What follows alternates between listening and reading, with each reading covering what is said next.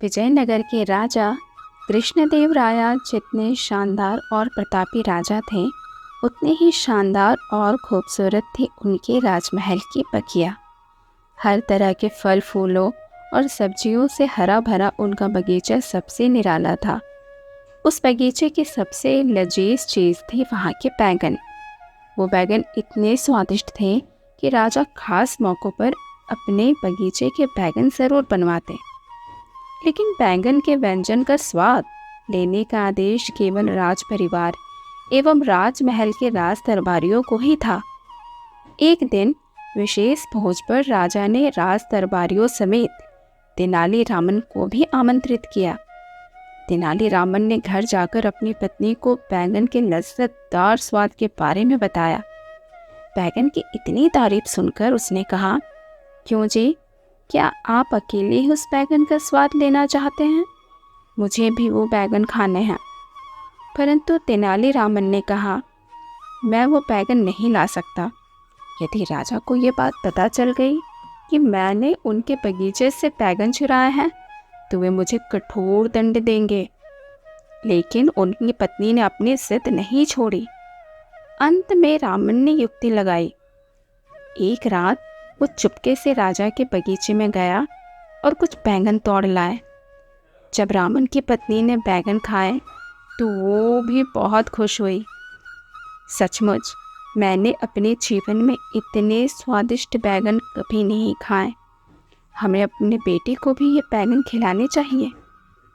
रामन ने कहा, ना ना, तुम ऐसा मत करना। यदि हमारे बेटे ने बैंगन वाली बात किसी को बता दी तो राजा हम सभी को दंड देंगे। लेकिन उसकी पत्नी ने जिद नहीं छोड़ी।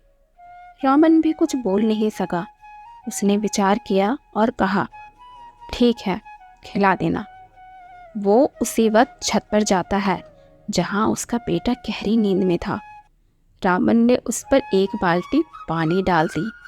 वो चौंक कर उठ बैठा। रामन ने उसे उठाते हुए कहा, बेटा जल्दी घर के अंदर चलो, बड़ी तेज बारिश हो रही है। उसका बेटा आधी नींद में था। तभी रामन की पत्नी ने उसे फटाफट स्वादिष्ट बैंगन खाने को दिए। बेटे ने मज़े से भोजन किया और फिर गहरी नींद में सो गया। अगले दिन माली ने राजा को सूचना दी कि बगीचे से कुछ बैंगन गायब है। ये सुनकर राजा आग बबूला हो उठे।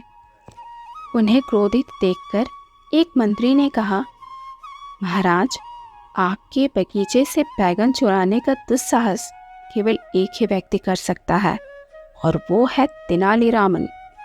राजा ने सच्चाई का पता लगाने के लिए तेनालीरामन और उसके बेटे को राज दरबार में बुलाया। राजा ने बड़ी कठोरता से बेटे से पूछा, बताओ बच्चे, कल रात तुमने भोजन में क्या खाया था? बच्चे ने कहा, मैंने कल रात बैंगन खाए थे, वो बड़े स्वादिष्ट थे। ये सब सुनकर मंत्री मन ही मन बड़ा प्रसन्न हुआ। अब तो इस तेनालीरामन को दंड मिलकर ही रहेगा। उसने कहा, महाराज, राज दरबार में ये बात सिद्ध हो चुकी है कि तेनालीरामन ही असली बैंगन चोर है। परंतु तेनालीरामन तो ठहरे तेनालीरामन, वे कब हारने वाले थे? उन्होंने बड़ी शांतिपूर्वक कहा, महाराज, कल मेरा बेटा छत पर सो रहा था, लेकिन थोड़ी ही देर में वो नीचे आकर सो गया। कहने लगा, छत पर बड़ी तेज बारिश हो रही है, यकीन ना हो तो स्वयं पूछ ले। महाराज ने बच्चे से पूछा तो उसने कहा, हाँ महाराज, कल रात बड़ी तेज बारिश हुई थी, मैं तो पूरी तरह भीग चुका था। ये सुनकर सभी विस्मित थे, क्योंकि पिछली रात कहीं कोई बारिश नहीं हुई थी। मौसम बिल्कुल साफ था। तेनालीरामन ने कहा, अब आप ही बताएं महाराज, क्या कल कहीं बारिश थी? हो सकता है मेरे बेटे ने बैंगन और बारिश का सपना देखा हो। महाराज समेत सभी ने ये बात मान ली कि बच्चे ने रात में ज़रूर कोई सपना देखा होगा। तो देखा दोस्तों, तेनालीरामन ने कैसे अपनी बुद्धि का प्रयोग कर स्वयं को दंड से बचा लिया और पूरे परिवार को स्वादिष्ट बैंगन भी खिलाए। अगर आज की कहानी आपको अच्छी लगी है तो लाइक, कमेंट, शेयर ज़रूर करें। और हाँ, चैनल को सब्सक्राइब करना बिल्कुल ना भूलें। Thank you.